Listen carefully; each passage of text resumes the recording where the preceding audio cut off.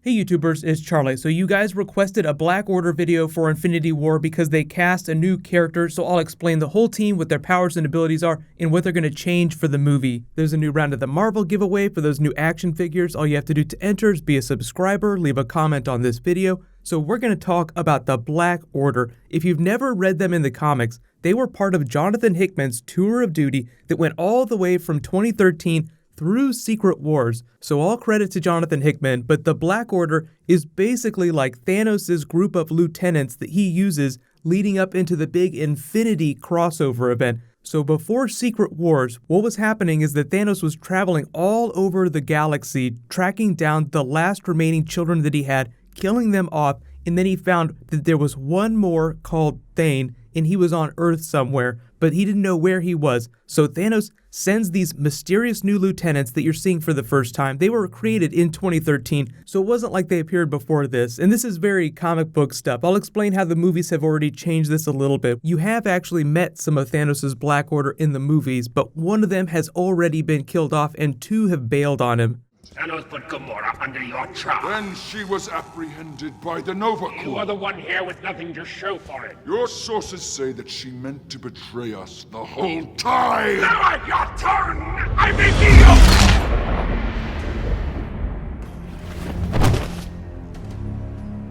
So the original lineup is Proxima Midnight, Black Dwarf, Corvus Glaive, Ebony Maw, and Supergiant.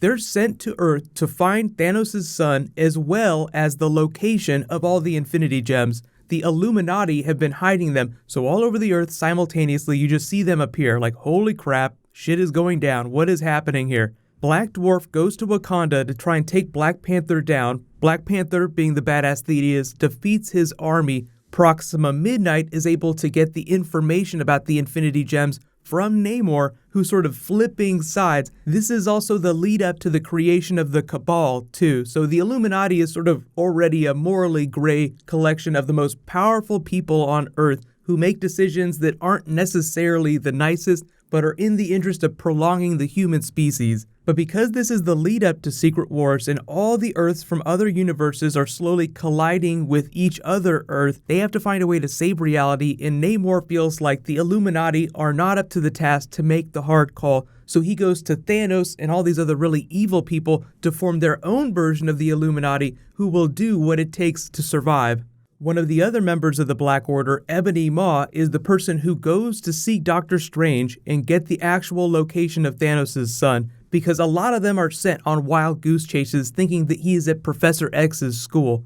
Sort of the last piece of Thanos' dark version of the Avengers are the Outriders. Think of it as like a xenomorph from the Alien series that were slightly more intelligent and assassins. So in addition to his own version of the Avengers, he also has like this race of xenomorphs that he sends after targets if he needs something done really quickly. Slowly over time, the roster changes. Members are killed or kicked out by Thanos. Black Swan joins, so the roster right now is a little different than they used to be, and obviously Marvel's gone through a version of its rebirth, because at the end of that arc, Thanos gets trapped in living death, but then because of all the incursions, he's freed. He winds up being killed by Doctor Doom with the power of the Beyonders during Secret Wars, which was kind of disappointing because there was this huge build-up for Thanos during Secret Wars, and then Doctor Doom takes him out like a boss. But the thing is, to bring it back around to the movies, what they're talking about is that Thanos will only have about 3 right-hand people in the movie, so we might see a couple members of the Black Order, but it won't be the entire roster.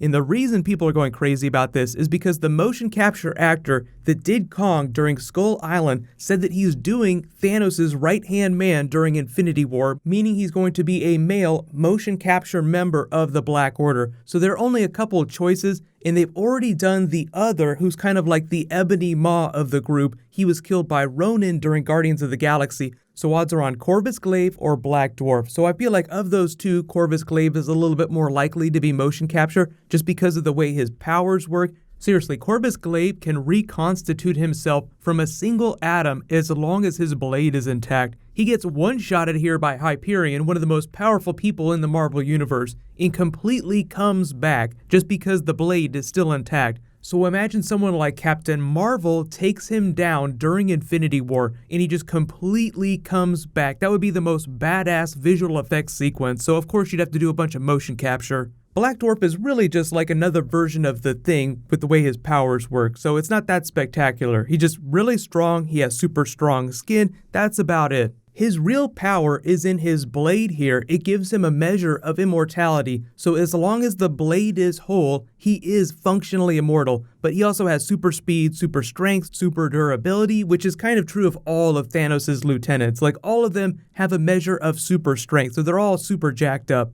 If you want to take it a step further, he technically is Thanos' master strategist, so if this motion capture actor is being true to form in saying he's going to be Thanos' right-hand man, not just one of his hired thugs, then all signs point to Corvus Glaive, but they could make some minor changes for the movies. My favorite member is probably Proxima Midnight. She's actually the husband of Corvus Glaive, but the spear that she wields that was crafted for her by Thanos himself is a combination of a star, supernova, and a black hole all at once. So when she throws it at someone, she has the ability to control its density. It's also laced in a lethal toxin that is capable of taking the Hulk down. That's sort of a common theme with the Black Order, is that they're all powerful enough to take on the most powerful Avengers. Ebony Maw's power is persuasion, so he's able to get information out of someone as powerful as Doctor Strange. You'd think he'd be impervious to those types of attacks. Supergiant's powers are somewhat similar. She has direct mind control abilities, more traditional mind control. Psychic possession, she can possess a bunch of people at the same time, it's not just a one-on-one thing, and she can do it across great distance.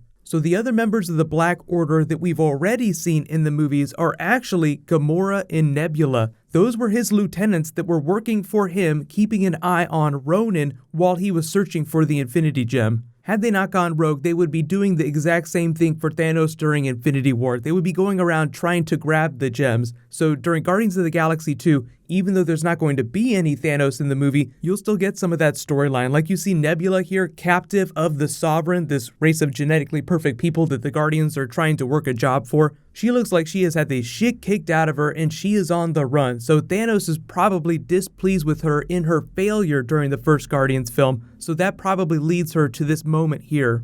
So if you want to read a really cool story with the Black Order, you can start with New Avengers, Volume 1, Everything Dies, read all the way through Volume 2, Infinity, then Time Runs Out, then Secret Wars. So they'll be borrowing a lot of inspiration from the New Avengers comic from the Jonathan Hickman characters, but as with all things, the movie is doing more of the Infinity Gauntlet storyline, so obviously it's going to be changing a lot of things from that Infinity comic book storyline. So New Avengers Infinity and the Infinity Gauntlet are two completely different stories. Speaking of other characters working with Thanos, a lot of people are asking about Pip the Troll, who got tied up during the Infinity Watch Infinity Gauntlet storyline in the comics. The thing about that is that Peter Dinklage typically doesn't play characters that are known for their physicality, like he played Bolivar Trask during X-Men Days of Future Past. He's not somebody who's small of stature. He's just like a character who's really big for the story. So what I'm expecting is that Peter Dinklage is playing a really important character, but not someone who is really small in the comics. But a lot of people are like, is he going to play the Watcher? Are we actually going to get the Watcher during Infinity War?